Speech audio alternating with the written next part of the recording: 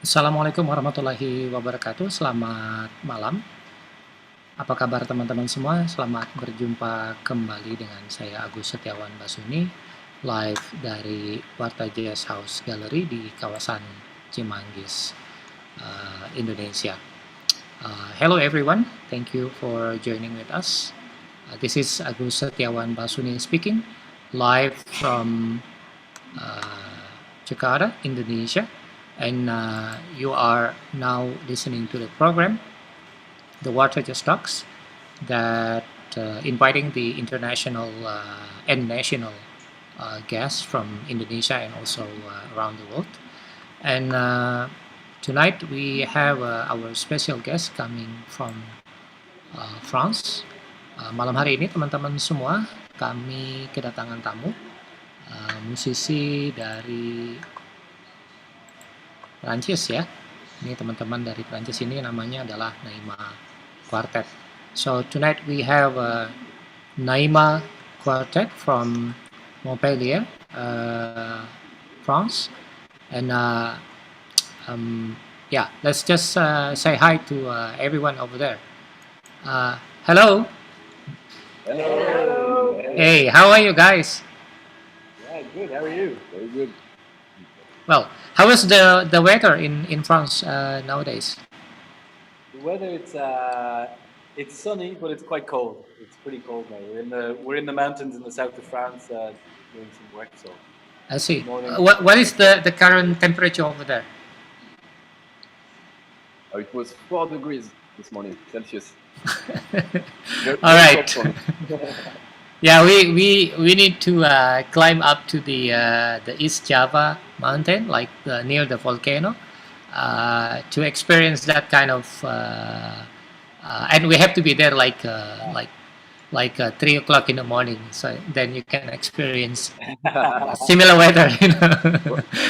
But during the day, it's gonna be a sunny day. I mean, literally sunny day because it's a lot of sun and it's very hot, like almost 40 degrees, kind of that hot. But yeah, I mean the normal temperature is around 28 to 33, something like that.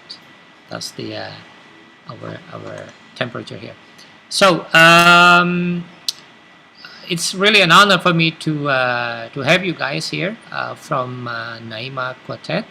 And before we talking about the group and the activities and also projects that you guys has been doing, and perhaps also some near future projects and the current projects, for example, I would like to let you first introduce yourself, like starting from well, perhaps is from your right, which is the lady first.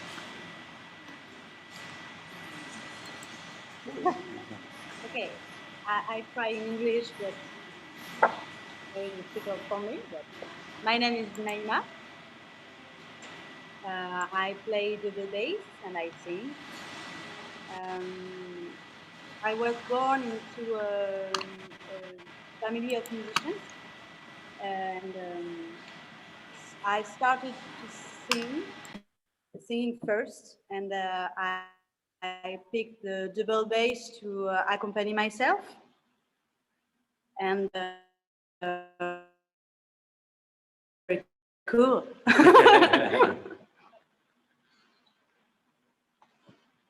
Introduce yourself. Yeah. Hello, I'm Thomas. I'm drummer. Il fait du bruit. Like Naïma, I was born in a musician family. My father is pianist, and I started to play the drum at 11, and now I play with a lot of group. Like Naïma, like another jazz group in the south of France. And you? My name is John. I play guitar.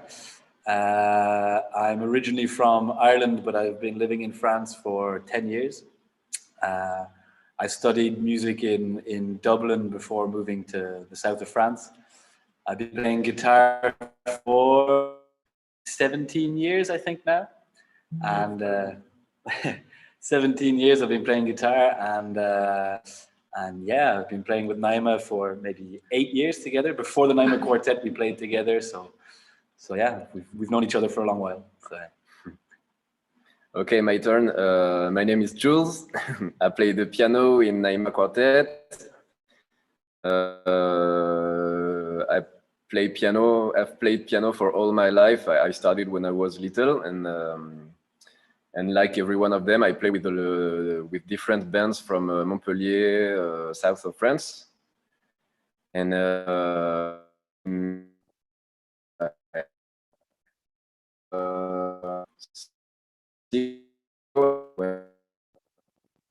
and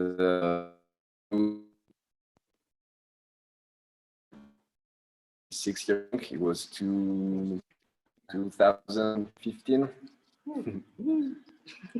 And we keep on playing a lot. Okay, before I'm asking about how did you, how this group is being formed, it is it is just I'm curious, what would be the difference between northern France music or jazz compared to the southern part of France? Is there anything that distinctive, like, differences? La question, c'est est-ce qu'il y a une différence entre le jazz dans le nord de la France et dans le sud de la France? Est-ce qu'il y a une différence de son? The south is always better. The south is always better. No, in the north of France, you've got Paris, so. So you have the the northern is more cosmopolitan, you mean? Yeah, exactly. The north, you have Paris, which is the biggest city in France. It's very big compared to other cities. So you have a lot of influences and people coming through. So there's a lot of activity there. Where we live, it's smaller, but you have a lot of connections. So you have a lot of festivals too, because the weather is nice in the summer. So, but France is a small country, so everybody travels a lot, and you have musicians going all around the country all the time. So, big difference between the north and the south, except what we said. Yeah, I think so. Yeah.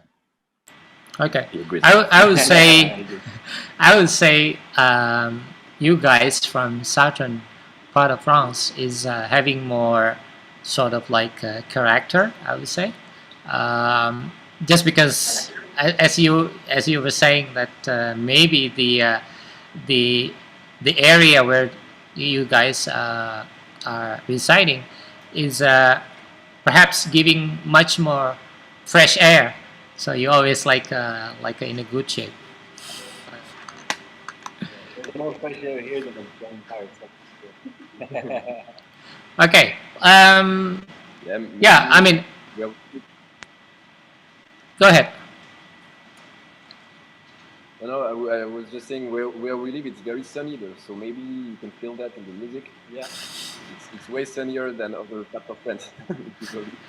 I see. Okay. Now I would like, just like everybody here in Indonesia, everybody wanted to know that how did you guys met for the first time, and then who was initiating the group? It's me, and I met John at first.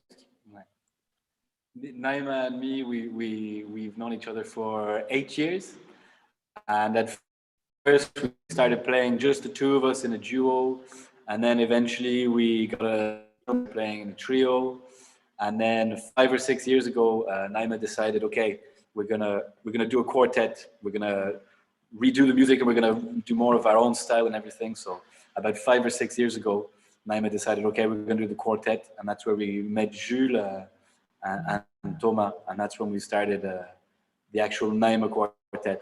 Before that, it was, yeah, we played a bit, the two of us, and then there was another trio with another drummer and stuff. But yeah, about 5, 6 years ago, we decided we were going to make the Naïma Quartet, and that's the way we are today. It's a good team. Yeah, good team. I'm interested, how did you actually, like, for example, Thomas and Julius here is like a joining later, right? I mean, is these two cats is being found, or I mean, it's just something that gradual, like you working on together, and all the chemistry is somehow matched or connected. So what happened was, I mean, because me and Naïma were playing together for a long time, and when we decided we wanted to do a quartet, like we said earlier, where we live, it's quite small compared to Paris or other places. So we knew Jules already. You know, we'd already met him, and we'd heard him play. We'd played with him in other bands and stuff like that. And Thomas lived in Paris before moving to Montpellier, so we knew him through other friends. And you know, the jazz scene is very connected. You know, even everybody knows each other in the jazz scene. So Naïma, when she decided to make the Naïma Quartet, I think she knew straight away that she wanted Jules, she wanted Thomas. It was a choice. Musical choice, but it was also because we're good friends and we get along together, we have a good time, and personally we get on quite well together as well, and that's really important for the sound of the group as well. Actually, we started off with another drummer, and Thomas still lived in Paris at that time, and that drummer said he was moving away and didn't want to do gigs anymore for a while. So that's the exact time Thomas came to Montpellier, and we started playing with him, and it worked really, really well, and that really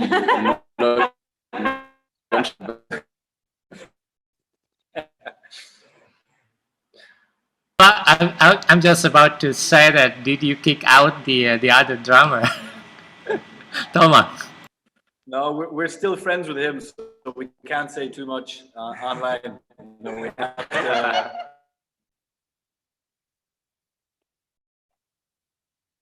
aggressive. He wanted to play in the band, and you know. I see.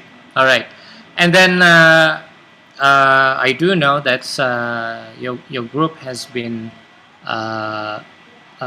having a first album before the new one that launched March this year.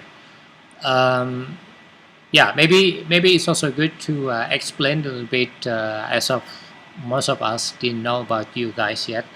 But I think your music is quite interesting, and then yeah, maybe you could tell us a little bit about your previous release, and then where we can listen to that kind of stuff.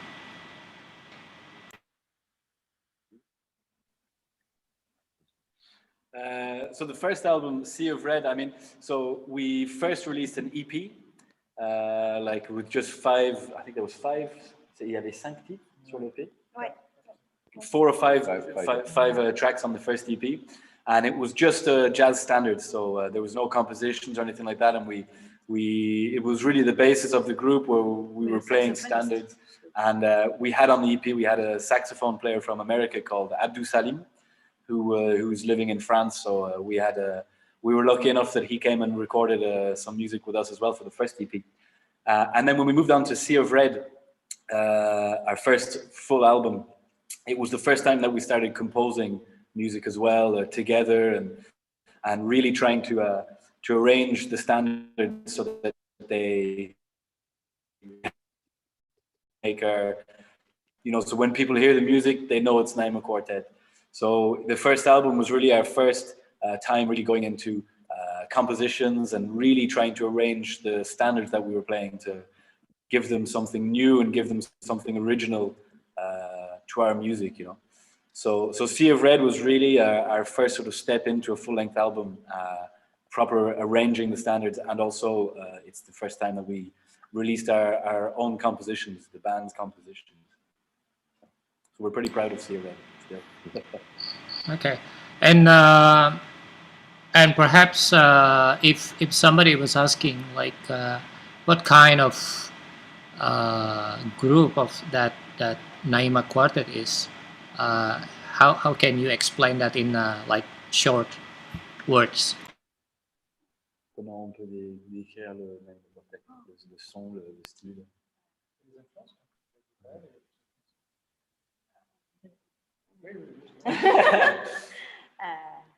It's not really easy. No.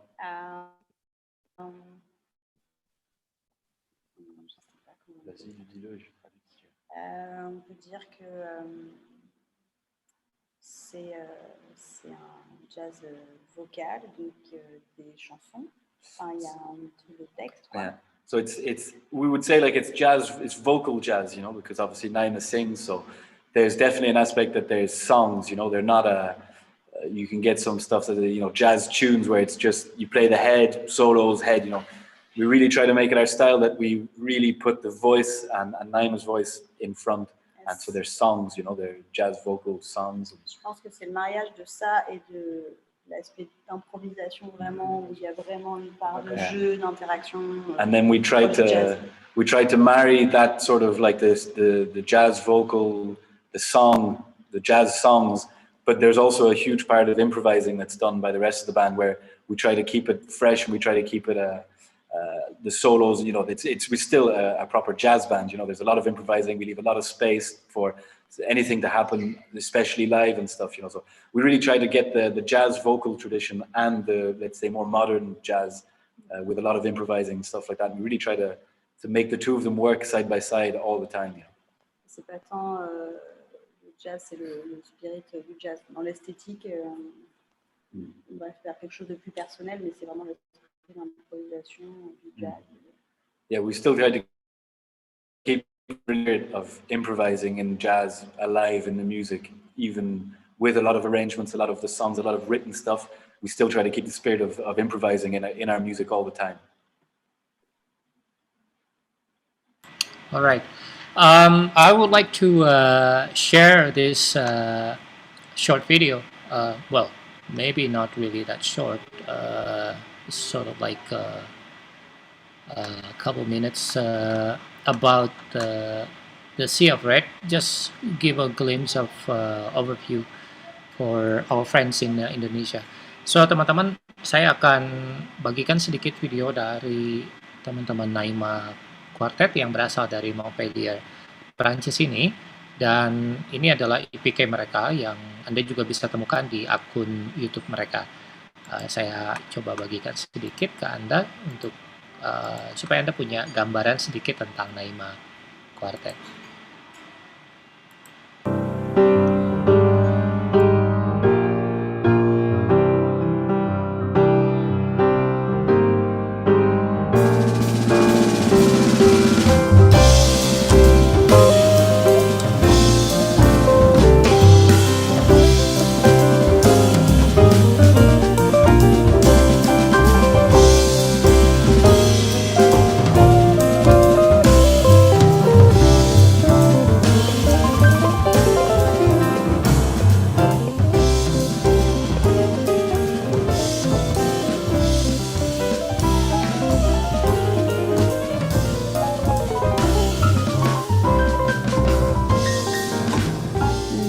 Quartet, c'est un groupe de 4 musiciens avec Jules Le Risbé au piano, Thomas Doméné à la batterie et John Owens à la guitare, et moi-même au chant et à la contrebasse. Ça fait 2 ans qu'on joue ensemble, on a déjà enregistré un premier EP et là on rentre en studio pour enregistrer le premier album avec les compositions du groupe. On a commencé à travailler donc, sur des compositions cette année. Moi, c'est la première fois que je me lance dans la compo et en plus dans du texte en français, puisqu'il y a une des compositions qui est en français, donc c'est une grande première pour moi. Vienne ta maison quand tu pars en voyage, garde tout près de toi l'image de ton village. Qu'importe les détours, la vie ça va, ça vient. Et puis quand tu reviens, la mer sera là toujours. C'est un premier album qui réunit du coup plein d'influences et qui à la fois constitue un peu la musique, ma musique, petit à petit. Donc on va retrouver du swing parce que j'adore ça. Et puis des choses plus modernes, des rythmiques un peu différentes.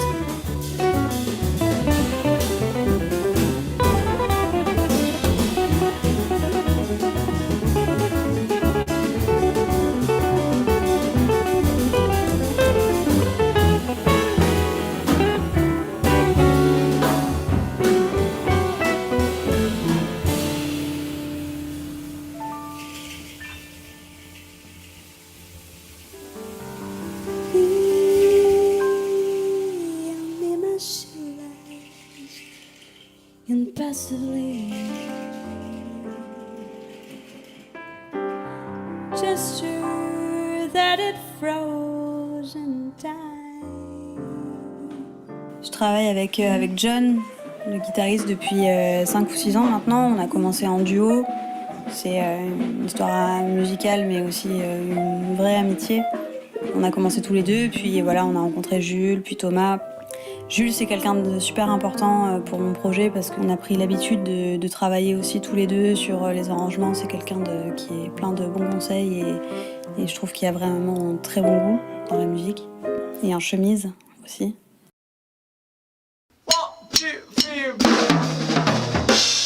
Et puis il y a Thomas qui est le batteur et qui est quelqu'un, je trouve, qui est très, très rassurant. Et c'est vrai que pour un premier disque, avec des compositions, on se pose beaucoup de questions. C'est quelqu'un qui n'a pas peur de tenter, d'essayer, qui va donner son avis. Alors on commence sur l'interlude, deuxième couplet, interlude, cartolé. Qui rassure, voilà. Eh ben je sais, c'est à peu près tout le temps que j'ai raison. Et c'est un bon binôme rythmique, quoi. Je pense qu'on fait une vraie section tous les deux. Donc j'ai une belle équipe, quoi.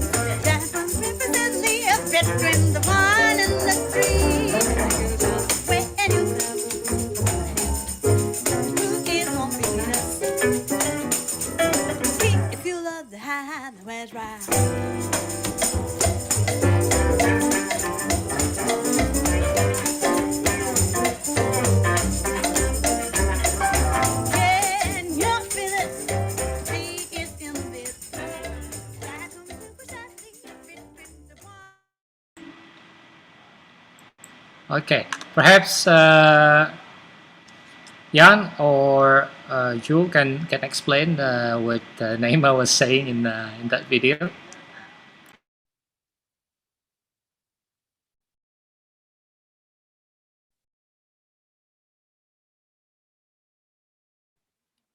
Sorry, can you hear me?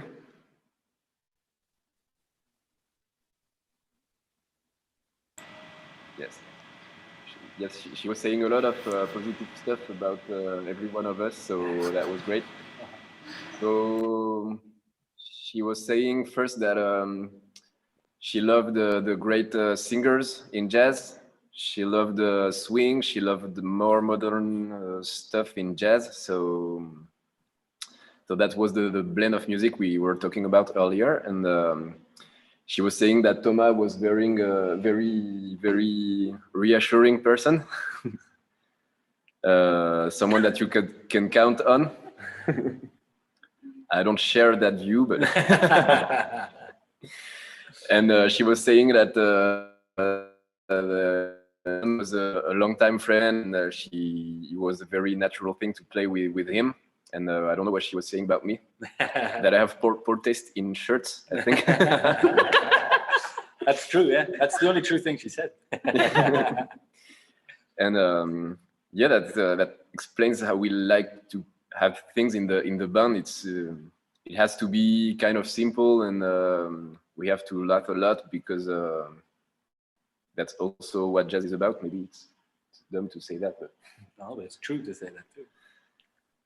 So that's pretty much what she was saying.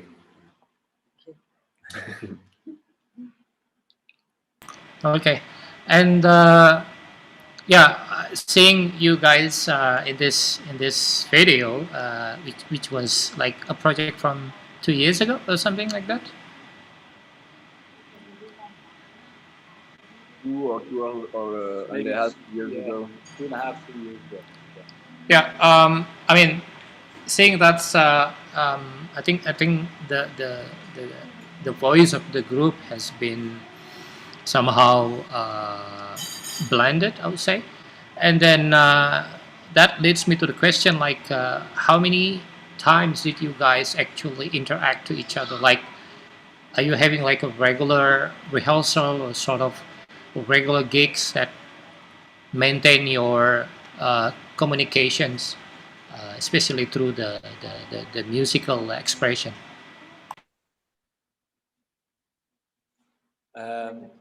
Donc la question c'est est-ce qu'on se voit régulièrement, comment on travaille ensemble, est-ce que voilà. We have a very good WhatsApp conversation. Ben, on est en résidence, là, on travaille. We mostly work, we try to work in what we call residencies, which is where we'll go to a place for maybe a week or 10 days or 3 days or 4 days, and really try and spend all the time together to work on new music or to work on old music and to do this sort of stuff. Before COVID, we played quite a lot of concerts together, so we would see each other quite regularly for concerts, and we'd always try and renew everything at each concert to try and, you know, keep the project moving forward. And as I said earlier as well, we're all friends outside of the group as well. So, I mean, Naïma was my neighbor for a couple of years. We lived next door to each other. Jules lives not far away. So we also see each other outside of the group as well, because I think it's important to have a good personal connection between people as well, between the group. So we see each other a lot. We try to see each other as much as we can to work on the music, but we also try to see each other outside of the music as well, to keep the personal side going as well. I think that's what makes the band sound the way it is as well. We have a lot of fun together, and we try to keep it that way in the concerts and outside of the concerts too. Amen. So yeah, right now we are talking from the rehearsal room. If you want to see, maybe you can see the instruments back there. Yeah, yeah. There's a bass and there's a drum set. And Johnny's favorite chair. Yeah. This is where I spend most of my time. Okay, now we're talking about this, the newest album. My question is, how did you draw your inspiration? Of course, you're already saying that you're doing this session where you are specifically working on that project, but is there any particular routine or technique for having such a composition? Who does composing mostly for the group? On peut dire que le concept c'est ça, c'est des compositions on l'a fait pendant le Covid. Yeah. Super. For Zephyr, the new album, we because it was written during the COVID time, you know, so we couldn't see each other so much. So we couldn't see each other so much. So it was more an album where each of us brought our own compositions to the group, our own ideas. They weren't finished compositions, but say Jules would come with an idea of a composition, he'd play it to the group, we'd learn it, and then what we tried to do was compose the rest of the music together so that each one had their say. We try and really make it a group effort. So it wasn't just one person who did all of the composing, but each person, so that we can really hear the personality of each person in the composition. So even if it was Naïma that brought the composition, we would all work on making it sound better and making it work. And so that's for Zephyr. That's how we tried to write that album. The process was a little bit different to normal because we couldn't see each other so much, but we tried to keep this thing of really like working together and working for the sound of the band. And we've been here a few times to work. We worked on Zephyr in this very room a few times. So we try to keep it like that. Yeah, and I can add that for Zephyr, we for example, John came with finished compositions sometimes, but we have to s'approprier. We have to really incorporate the music. So with that process, even if the composition is finished, when we start working on it, we rearrange parts, we rewrite parts with the sound that we discover when we try it for the first time. And Naïma, she changes a few things for her voice. Sometimes I change a few parts of piano because you can't always figure out everything and want to play everything as it is for a long time. So you have to incorporate the music and rethink it sometimes.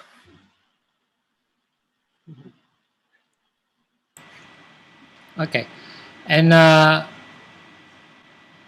can you tell us what was the concept of the Zephyr,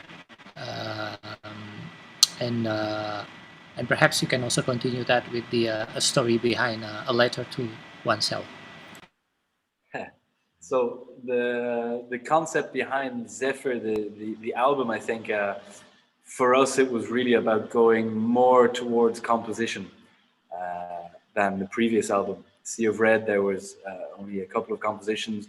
Zephyr, we were really finding our feet as a group that composed its own music. So yeah, in the first album there was only really Naïma's compositions, and in Zephyr there's some of my compositions, some of Jules' compositions. So for instance, A Letter to Oneself is a composition that I wrote. I did the music and the lyrics. So I mean, the lyrics, so like as I said earlier, I come from Ireland, so I grew up in Ireland, and when I was 22 I decided I was going to leave Ireland and move to France. And when I did, so this was a long time ago now, this is 10 years ago. And when I wrote the lyrics, when I wrote the song, I was thinking back, if me today could talk to myself when I was leaving Ireland. So I wrote a letter to oneself. So it's a letter that I wrote to me as a young person. And it was basically saying, you have to go with your instinct, you have to trust yourself, you have to, take the risk and go somewhere and do something. Otherwise, nothing will ever happen. So it was really like a retrospective for me to think back at how I was when I was 21, 22, and I was leaving Ireland, and what I was facing, what I knew I was facing at the time, and now, now I know how it was and where I am today. So it was really a song written about just basically going for something, really being brave and trying to take risks and do things. That was the idea behind the song anyway. Thank you. Buat teman-teman semua yang mungkin menyimak program ini, mohon maaf sebelumnya tadi barangkali ada sedikit masalah di Instagram ya, tapi saya barusan cek Instagram kita sudah live kembali. So for those who are just tuned in, we are sorry for quite some time that our connection to the Instagram server somehow had a problem, but I think it's back again. Of course, you can always check our videos of this conversation in WartaJazz channel in YouTube. If you have any questions, feel free to shout out in YouTube comments and also Instagram comments. And if you like to join us in Zoom session, you can register through the website of WartaJazz.com. Click the WartaJazz stock registration form, and then once you fill the all the information, the system will gonna pop up with the links to the Zoom directly. So buat teman-teman semua, malam hari ini kita masih ngobrol dengan Naïma Quartet dari Montpellier Perancis, sebuah kelompok quartet yang sangat unik. Dan tadi barusan mereka menjelaskan bahwa mereka sudah merilis album kedua, yang album kedua ini lebih menitik beratkan pada komposisi-komposisi mereka sendiri, ketimbang album pertama yang berfokus pada lagu-lagu jazz standar. Saya akan menanyakan kepada mereka seberapa penting komposisi milik sendiri ketimbang memainkan lagu-lagu jazz standar, katakanlah dari real book. So I just explained to my fellow Indonesians about what you just telling us earlier. Now, one of the curiosity, of course, for the especially young musicians in Indonesia, we would like to know why you are focused on your own composition, while at the same time you also playing the standard in the previous album. I mean, how did you see the original composition is important for you, and perhaps in a greater context, what would be the benefit to having your own composition? What was the last thing you said? Sorry, I didn't hear. What was the perhaps like the important things to have your own composition compared to the just playing any standard from the real book? Il demande pour les compositions, quel est l'avantage de faire des compositions, pourquoi on a choisi de faire des compos, des standards, comment les... Je pense que on commençait à avoir une approche de plus en plus personnelle sur les réarrangements de standards, et que naturellement, les compositions, ça nous permet d'exprimer vraiment notre personnalité à chacun et son groupe. Ouais, puis parler de choses plus actuelles. Oui, d'avoir des sujets plus actuels. So I'm going to try to translate for Naïma. She said, as the group was progressing, we were starting to arrange standards more and more. You know, we were really trying to be more creative with standards. And the next step, the next logical step, is to create your own music from scratch. You know, from nothing. So we wanted to express ourselves a little bit more and have a bit more freedom in how we could express ourselves. So writing our own compositions was really the natural step, the natural way forward of expressing ourselves. And also, as Jules said afterwards, it also gave us a chance or an opportunity to talk about topics maybe in the lyrics that are a bit more relatable to today. You know, a lot of standards they're taking from Broadway, and the lyrics are very good and they're interesting, but they're maybe not topics that are in in our minds today. So it also gave us the chance to really express ourselves in the lyrics and in the music as well, completely and fully. All right, so let's listen to this work first, the Zephyr to My Flame, taken from the latest album. Let me just share this video with everyone. Buat teman-teman yang baru join, terima kasih sudah bergabung. Buat saya lihat ada beberapa rekan yang join sesi Zoom kita. Kita nikmati musik terlebih dahulu dari Naïma. Ini judulnya Zephyr to My Flame dari album terakhir Naïma Quartet yang dirilis awal tahun ini di tengah situasi pandemi. Nanti kita akan ngobrol seputar musik di tengah pandemi dengan kawan-kawan Naïma. Silahkan menikmati.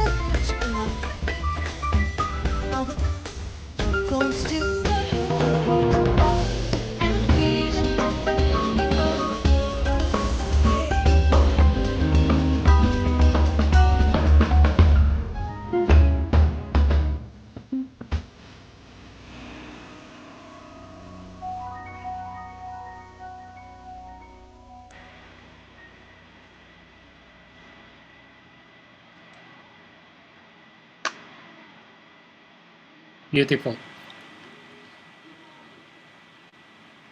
Barusan kita nikmati satu karya dari teman-teman Perancis ini, masih bersama Naïma Quartet ya, dan tadi kita barusan memutarkan lagu yang juga menjadi title album ya, Zephyr.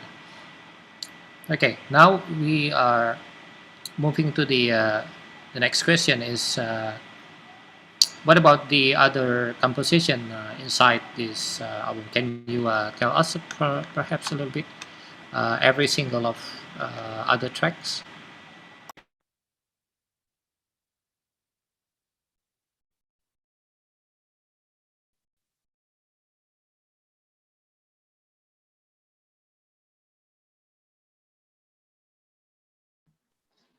The microphone. I was just translating, so. Fantastique ou Vas-y. tu traduis? Ouais, je traduis. Fantastique, c'est fantastique nature, c'est j'avais envie de parler des animaux en voie de disparition à travers des espèces de contes, de la mythologie. So one of the compositions, one of Naïma's compositions called Fantastic Creatures, she wanted to talk about animals that are, becoming extinct in the world today, but she wanted to sort of approach it from the idea that she's telling sort of fairy tales, about these wonderful animals that once existed and exist no longer, but they're actually animals that did exist in real life, but she's telling it from a point of view of like a fairy tale. Il y a un miroir aussi, une chanson que j'ai écrite pour ma grand-mère qui parle de la vieillesse, du corps qui change, du regard des gens. So another one of Naïma's compositions is Miroir. It's one of the compositions the lyrics are in French, and what she's talking about in the lyrics is she's talking about her grandmother, who her experience of getting older and how the body changes, but maybe the mind stays the same, and how when you get older you maybe see yourself maybe as young and as still being quite young, but your body isn't the same as it used to be. So there's things you can't do. So that's miroir. Miroir in French just means mirror. Doll Factory. So Doll Factory is another song that I wrote the music, but Naïma, she liked it. For me, it was an attempt to get more into maybe rock universe, or it's a song with a heavy riff at the beginning. Heavy riff, but on piano, so it's not that heavy. But it's maybe more chromatic and dissonant at some points. And Naïma, she liked the idea, and she played it with an electric bass, which is something kind of new in the band. And she wrote lyrics to that, talking about, maybe it's the global subject is the women's conditions. Is it correct? Yeah. And she imagined some kind of factory where women are made exactly all the same, and one of them escapes the factory in this world, and she runs away, and she realizes everything around how she's been made and stuff, and it's some kind of fable maybe relating to the condition of women nowadays, and that's a very present subject. That's a very actual thing. So that's one of the things we wanted to talk about through the compositions as a band too. Tu penses à quoi d'autre?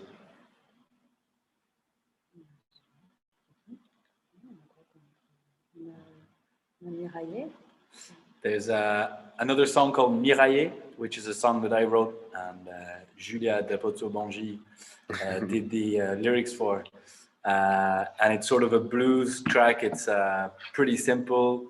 The music, I wanted it to be quite simple and kind of a blues song, you know, and the lyrics are basically describing a house, you know, a perfect house where everything is great and nothing can go wrong, and everything is beautiful, and it's sort of talking about a, I don't know, a kind of paradise or a safe place or something, somewhere where you go when you feel really happy and nice. So it's not as sad as most blues songs, but what John is saying is not saying that this house actually exists somewhere. Paradise, we found it. Somewhere near where we are right now. And we're going there after this to eat some food. Tonight we're going to go to this Miraillet, to this famous house, to paradise, to drink some nice red wine and eat some nice food. And that's also the place we stayed at when we wrote Zephyr for. Yes. So it has the record. It's a very important place for me, but for also all the band, because that's where we were sleeping when we wrote the record, and that's where, you know, it's sort of where Zephyr came from. We were staying in that house. We were playing in this room, so it's probably, you know, the most important song on the album, maybe. Good. I think it's if I may to suggest for the next video. I mean, maybe if you like to create the music videos, perhaps the story. I mean, the song about women or the song about the animal could be something that quite interesting, since we're talking about the you know, the sustainability issues, the climate change, which is so today's topics, you know, which is just happening couple days ago, yeah, we do know that's you guys working this around the pandemic situation, and the album also being released still in the pandemic situation, although I do understand that some part of Europe, perhaps in France, I'm not quite sure, there is some ease a little bit compared to other countries that doing full lockdown, like in India or even in Indonesia, where we are not allowed to having any live concert being you know, attended by even only like a small number of audience is not allowed. So how exactly this situation affected your music, your life, your career? Vous avez compris? Ouais, Covid. Sur le Covid, comment ça nous a changé la vie et l'album? L'isolement, le fait d'être enfermé, ce qui nous a permis d'écrire et d'être plus créatif, le temps s'est un peu arrêté, quoi. So maybe like every musician in the world, it affected us greatly because we couldn't play any live music anymore. And C'est pas facile pour tout le monde non plus, mais nous, ça nous a... well, I mean just for musicians, but everyone was impacted, of course. But for musicians, first the fact of not being able to play live, the fact of being, for a great part of musicians in the world, it was financial difficulties and not being able to see the future. But once again, it was the same for almost everyone on the planet at that time when it came. But maybe for the four of us, it affected us maybe positively, if I may say, because it gave us some time to think about what would come next, and it's a rare opportunity to have that much time in a musician's life, because the rest of the time you're very occupied with trying to find work and things to do, and you're very busy when you're a musician usually. So that was a rare opportunity to write music, spend some time on the instrument, really think about what you want to say and what you want to maybe record on the next CD. And that's the positive thing for us that came out of all this. Maybe you want to add something? No. I mean, maybe we like releasing the album because we're working with band productions and who you know quite well. It was definitely a challenge to release an album when you know that you can't really play live or you can't tour to support the album. But I mean, we really appreciate the fact that BAM and we did release the album because we'd worked really hard on the album and to get it as good as we possibly could, and we recorded it during the COVID period. So it was hard to get together to make the album and then to record it and stuff. But we put a lot of work into it, so we were really happy to release it. And now, I mean, as you said, in Indonesia, things are still pretty closed. But in France, we're now allowed to play concerts. It's still not so easy, you know, but the concerts are coming back, so we're starting to play live again. This summer we played some festivals and things like that. So we're finally now getting to a point where we can go out and play the album and you know, present the album to the audience live, you know, because as you know, in jazz there's a difference between the live and the album. You know, the magic of jazz is that when you play live, every time it can be different, it can change, and that's what we really love doing. That's why we do this as well, to get out and play for people and to tour and to play live and to make music in front of people, you know. So now we're getting slowly back to that, and it feels pretty good to be able to play live again. Right, maybe it's a good time to thank BAM Productions and Julien Arnaud, which were a great help to the realization of that album. Because as John said, we couldn't find any places to play and anything, so the only way to express some music was recording it, and it would not have happened without the help of without the help of Julien Arnaud and BAM. So that was Thank you. very good from them. Okay. I would like to know, what is your typical audience? Is there any changes between when you release your first album and of course in a pandemic, that's probably different. But is there any like a shifting audiences that you have prior, before the pandemic and during the pandemic and like the current situation? On a bien un peu peut-être plus axé jazz et puis on fait des compositions qui nous a un peu ouvert aussi notre So Naima's saying that maybe for the first album and the first EP at the beginning, we had more of a typical jazz audience, you know, people that were interested in jazz and listen to jazz. And I think as we're doing more compositions and as we're doing more composition.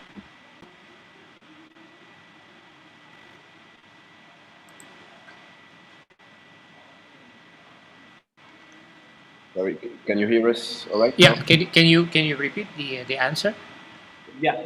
So Naïma was saying that before, when we were doing Sea of Red and the first EP, when we were playing then, we maybe had an audience that was more a typical jazz audience. People that knew about jazz, knew the standards, and they wanted to go and see a jazz concert. And as we're going through compositions, we're writing our own music, and it's more of our own voice. I think we're opening up to new audiences as well as the jazz audience that are still there. I think we're starting to touch more different audiences, maybe some younger people, maybe people that aren't necessarily into jazz, but maybe like sort of rock or other types of music as well. I think we're starting to open up. And with the pandemic as well, I mean, it did, during the pandemic, I mean, there was everything was happening online pretty much, you know. So there's definitely a different audience that gets that you get to online, because, you know, different ages, different types of people, the way you market your music, who you go through, etc. It changes, you know. So I think now we've got a larger fan base and a more diverse fan base as well, I think. Perhaps if you see or say adopt the idea of having the digital platform to help you spread out your contents, is there any like new findings, like something that surprised you maybe somebody that's listening to your music from the other side of the planet. We had c'était quel pays? C'est en Amérique latine, au Brésil, je crois. Yes, Yeah. surprisingly, we had a lot of fans or people that listen to our music in South America. Not especially one country, but a few countries in the north of South America, maybe. Aux États-Unis, pas mal aussi. And also a lot in the United States. And I think after this interview, everyone in Indonesia is going to listen to us. I do hope so. No, but there are surprising places that we've been heard in. I think we had a few listens in Iceland, or I don't remember which places exactly, but there was a few interesting places. On Spotify and these platforms, you can have detailed insights of who's listening to your music, which kind of age range, or which kind of person, of locations, stuff like that. So it's very interesting to look at. Okay, speaking about this, all the digital streaming platform, I didn't want to put in the sides, like whether you are pros or cons, but perhaps you could give us your little bit point of view about this latest technology, and this how actually it's beneficial, if you see it is benefit for you guys as musicians, or the other side, maybe on the contrary, you see that's some bad side of this kind of thing. Your humble opinion, please. Est-ce qu'on voit le côté digital de la musique, c'est-à-dire toutes les plateformes, tous les trucs, est-ce qu'on pense que c'est plutôt positif ou plutôt négatif, et comment ou pourquoi? Ouais. C'est les deux, quoi. Ouais. Complètement, quoi. I think there's I mean it's a difficult question. It's an interesting question because there's definitely two sides to it. There's the positive side is that you can share your music with people from all over the world, and people that wouldn't maybe normally hear your music, or even that works for us. I mean, we can listen to music from all over the world and see concerts, live streaming concerts that we would maybe never have seen. So it opens up your spectrum of music that you can listen to. And the cost of music for the audience is very, very low compared to what it used to be maybe 10 or 20 years ago.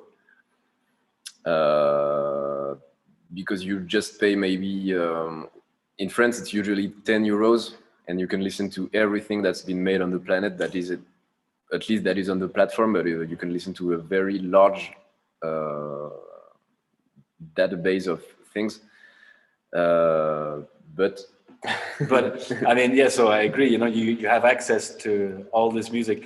And then maybe the negative side, I mean, I don't want to speak too negatively about it, but is that it does take away the human contact, so nothing, for me personally, I don't want to speak for everyone, but for me personally, nothing can be better than seeing a concert live when you're seeing the musicians in front of you. I mean, obviously we can't do that all the time, and it's not always easy, but I think it's good to have a balance between the two, to have the digital platforms that you can listen to all these music, but I think it's also important to carry on going to concerts locally, carry on supporting local bands and going to see your local bands, and also touring bands, when they come from other countries. But I think it's to keep the balance, to use the digital and keep it positive, but also try and stay in the real world and go and see concerts when we can.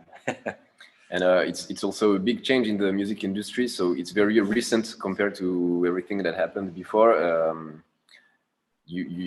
Everyone used to listen to music on supports, and now it's something that only goes through a phone or a computer, so it's very new, and we maybe don't really measure what's going to happen with that in a few years or a few decades.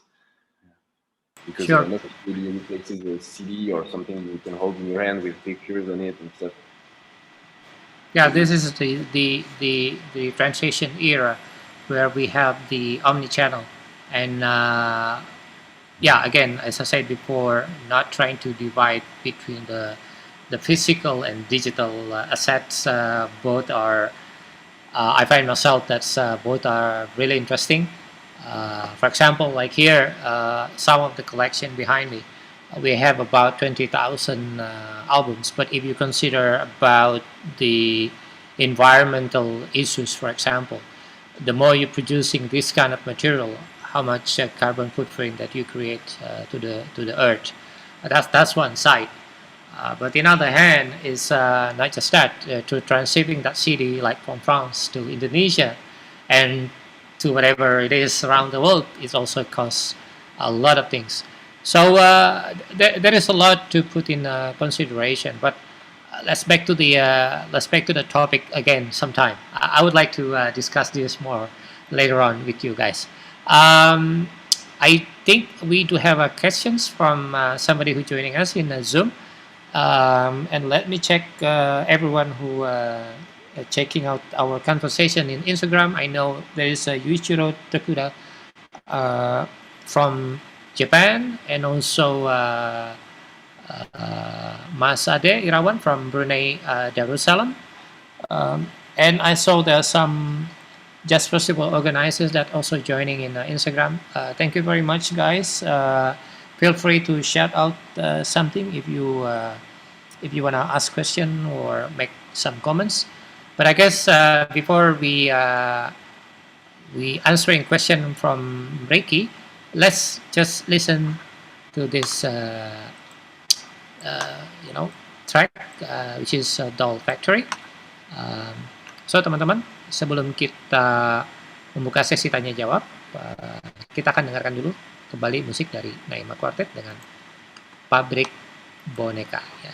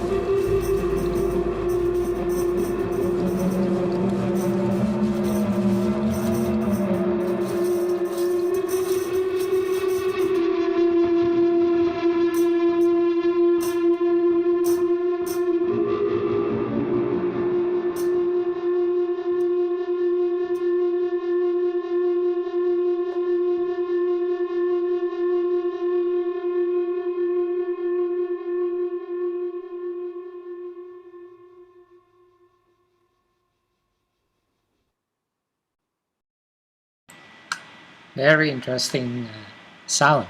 I would like to get a quick comments from the drummer. So, what you are trying to say here?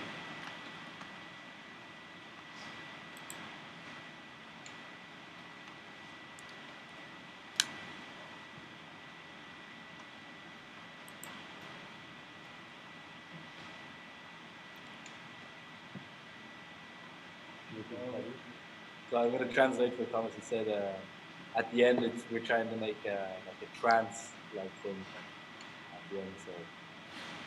So a lot of effects, a lot of sort of uneasy sort of sounding things, a little bit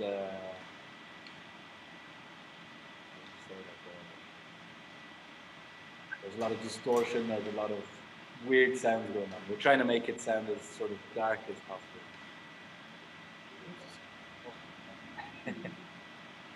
And the guitar sound is like a soundscaping kind of a thing. It's which is like a perfect combination, I would say. You know, my curiosity is this like you do it live one take, or you do like sort of overdub in the process? So the video that we just saw, that was done in one take. That was just completely live. You know, we played the song from start to finish with nothing else added. But on the album that we wrote, we did go back and re-record and add in different layers to make some interesting textures. Because you know, when you're in the studio, you do have the chance to do some things like this. Yeah. 90% of the music that we record in the studio is live. You know, we don't do too many records.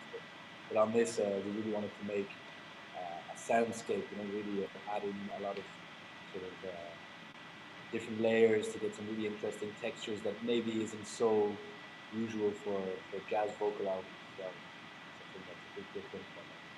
Yeah, it is quite interesting because Naïma also switched to the electric bass. Then you kind of have like a rock attitude, I would say, once you're listening to this one. So people probably gonna mistakenly about your album category if they only listen to this track and then assuming the other tracks will be kind of similar or something like that. But I think it's a quite nice balance between the acoustic and electric kind of sound in here. Now it's time to answer this question. Thank you, Ricky Suchipto. Hi, nice to meet you all. Is there any support from your government for all artists during the pandemic situation? So, yeah, basically it's asking for French artists during the pandemic situation. So yeah, for all artists, in France there's a system that allows professional musicians to have help throughout all year. If you play a certain amount of gigs, or if you work enough as an artist, you get support money from the government that allows you to have equal revenue, equal income or revenues for throughout the year. So that's a very helpful system, and it allows you to take some time off sometimes to work on your things, instrument or any form of art. And during the pandemic, there was a lot of help from the government as this system was prolonged, maintained for 2 years almost. So that covered some of the artists that fall into this system. But for the other artists, some people had it hard. But there was there was other forms of help too. There was a few funds to help people that didn't have the conditions to have the insurance, and it helped. There were also organisms that help the recording artists or people that write songs for a living. So there were many forms of help. So that was very helpful from the government during that time. Now we are kind of facing the end of all this system of help, and well, we're going to see what happens next year, because everything can either go very well or everything can go wrong again, and we don't really know what's going to happen for the next year. But for now, we feel the four of us, we feel really lucky to have had that help and having been able to still work during the pandemic and still have money to live and not have to find another job. Or we heard a lot of stories of musicians from other countries that had to sell their instrument, and that's very, very sad news to. As in France, we had a lot of help, really. Sorry if I'm not clear, but difficult to explain. Okay, it's very, very interesting to hear that. But perhaps you could just explain a little bit what was the system that works before the pandemic situation. Is there anything that you have to do if you are working in the art sector, for example? Yes, before the pandemic. The system is called intermittence du spectacle. It's a system that allows you to work intermittently. You have to, there's a certain amount of professions that are into that frame.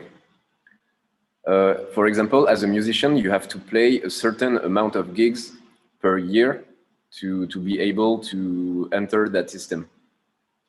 You can work more gigs, but if you don't have enough work, you have to find another way or more work, but you The minimum is 43 gigs a year, I think.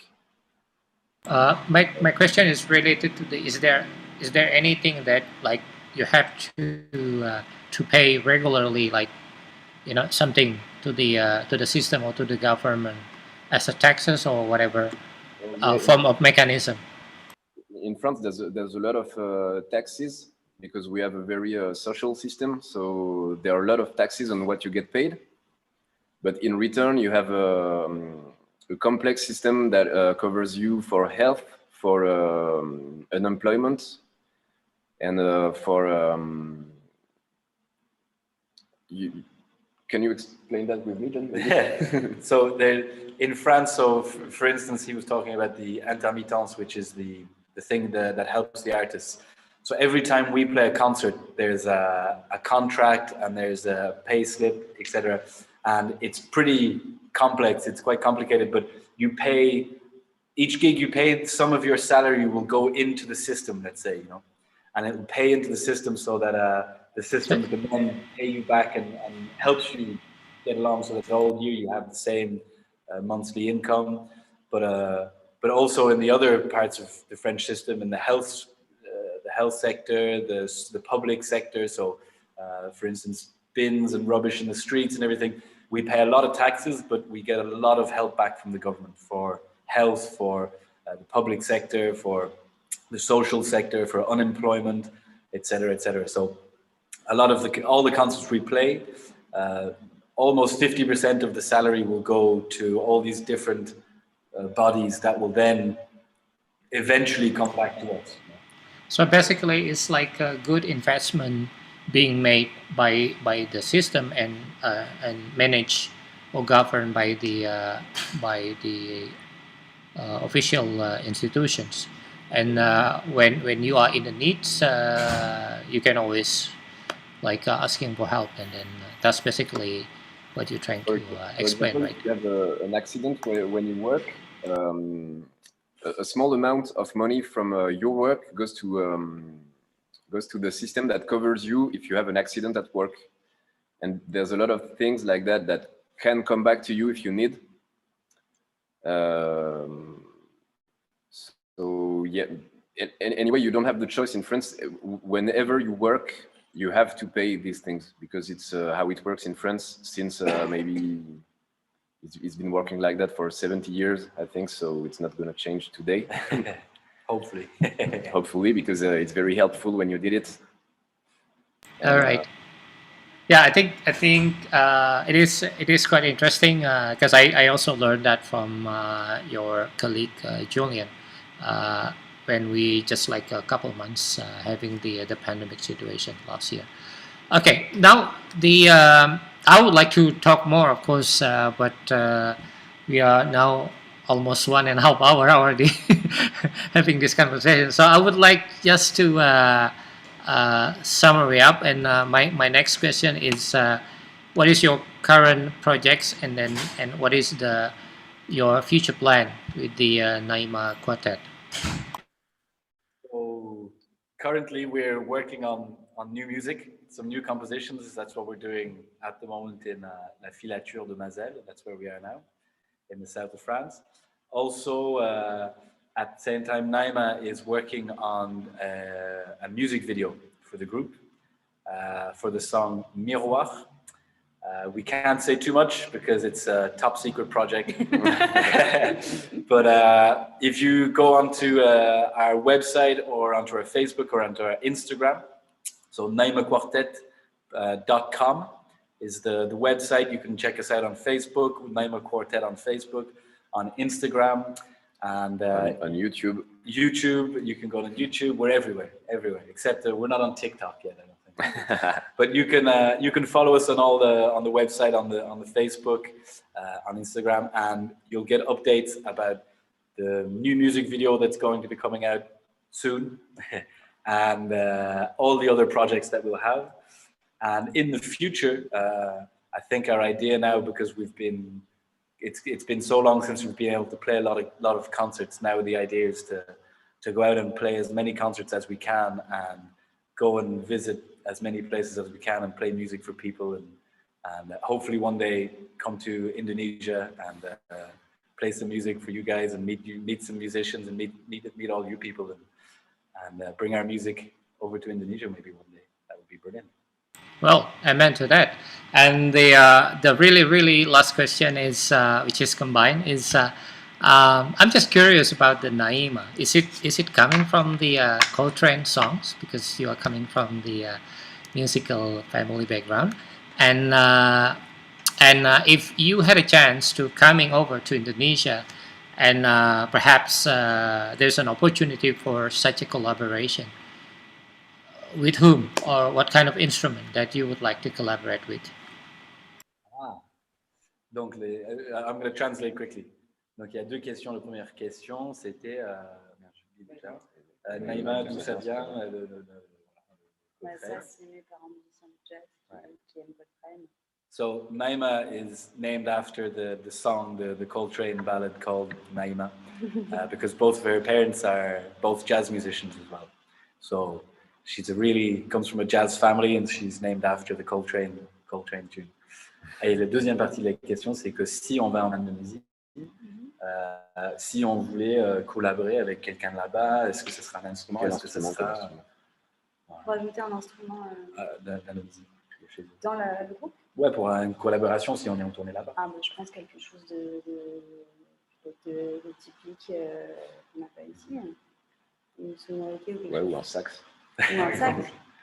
Well, maybe a sax player, because she's named after the sax player's tune. So, but Naïma also said maybe a traditional instrument from Indonesia if we come there. I can't say I know very much of the traditional music. But maybe you can teach us. You can teach us something. I think we'd like to come over and learn about your music and the traditional music in Indonesia. And I think I speak for everyone. We'd be pretty open for playing with everyone and sharing it with anyone, you know. Sure. We are a diverse country. We have a lot of stuff coming from Aceh, you know, the one that hit by tsunami, up to the Bali or Jogja with the Central Java gamelan or Sundanese gamelan, or even like Balinese gamelan, and of course also the Borneo, Celebes, and Papua. There's a different kind of instruments and cultures, and a lot of very tempting food as well. So yeah, I mean, let's open up this conversation and let also everybody to joining in if they would like. So please explain again how to find you guys in social media and website.